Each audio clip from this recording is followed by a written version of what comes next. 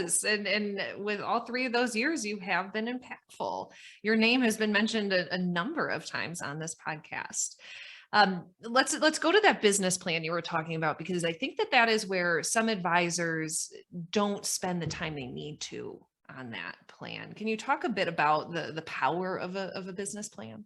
Absolutely. And I think it is pivotal for every business owner to do that business plan. What I found is a lot of times, financial advisors are very smart and they have a number of designations behind their name, which I think is phenomenal.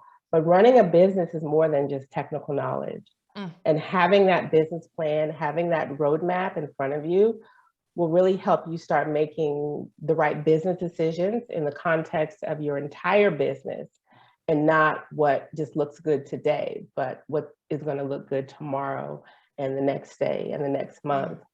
And so really taking the time to just figure out, what kind of business do you want to build? What kind of services do you want to offer? What are your price points for those services? Who do you want to serve? How are you uniquely positioned to solve the problems of the people you want to serve? Mm. We recently had XYPN member Wes Shannon on the podcast, and he admitted that he went through 8 versions of his business plan before he started his business. Okay. Is having a business plan something you refer back to throughout the years, or are you kind of recreating a business plan every year? How do you use one?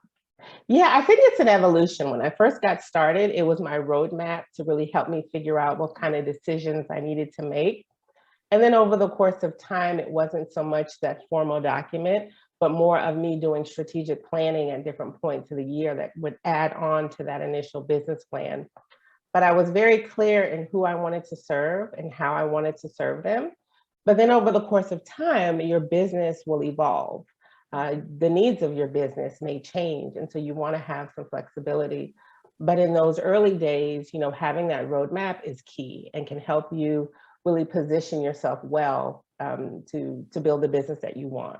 Because I will tell you, in the absence of a business plan, right? And not to say that people cannot be successful without, that business plan, because we know that that happens, but it could also help you to avoid expensive rework down the line, or you find yourself going off into a ditch and you're like, how did I get here? Totally. You know? Totally.